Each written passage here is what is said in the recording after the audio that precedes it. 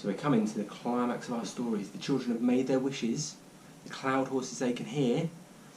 Now the next one is chapter 25. We've only got 5 more chapters in our book. Okay, only got 5 more to go. So we'll see what happens in each of the 3 places as we go along. This one, chapter 25, is called the Cloud Horses. It starts with this picture here.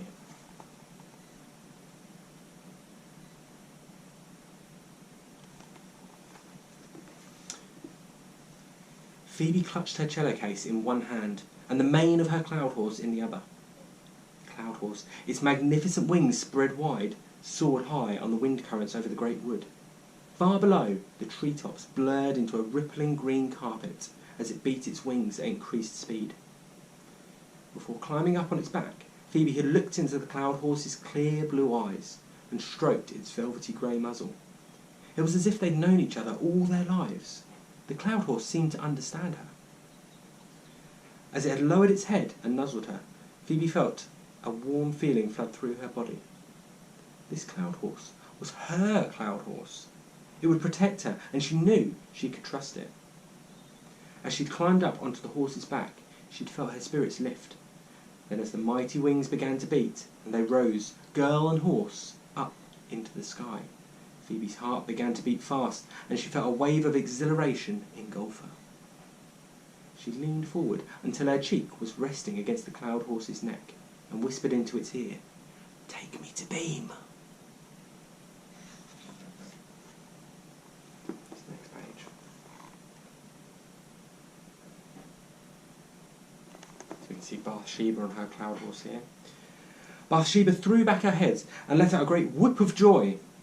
She felt as if she'd burst if she didn't let it out. The cloud horse, her cloud horse, the same one who had defeated the giant slayers with her, steadily beat its wings as they flew over the tumbledowns towards the distant smudge that was the grey hills. Beyond that were the twin peaks of Troutwine, not yet in view, but vivid in Bathsheba's imagination. She reached down and felt the handle of the Warple sword reassuringly at her side. The cloud horse trembled beneath her, and Bathsheba knew it shared her excitement and her nervousness. They had their tree magic gifts, which had been carefully left for each of them to find and use when the time came. And now that time had come. Bathsheba checked the straps on her backpack and then peered at the horizon. Was that the giant tall spires she could see? The cloud horse continued to steadily beat its wings, and they flew on, rising through the grey clouds into the bright blue sky. This picture here.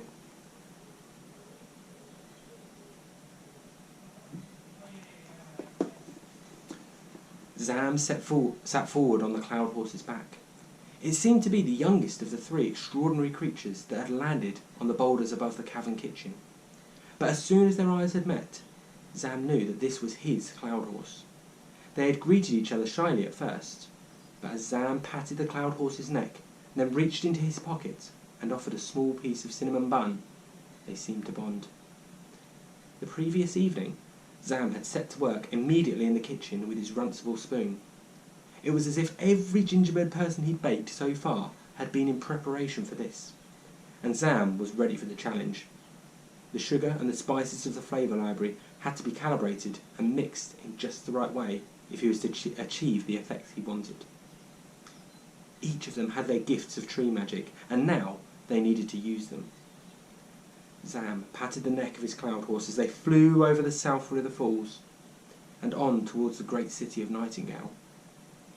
The 3 of them had been chosen by the old woman of the Great Wood, and now it was up to them to become the guardians of magic, the Tumbledowners.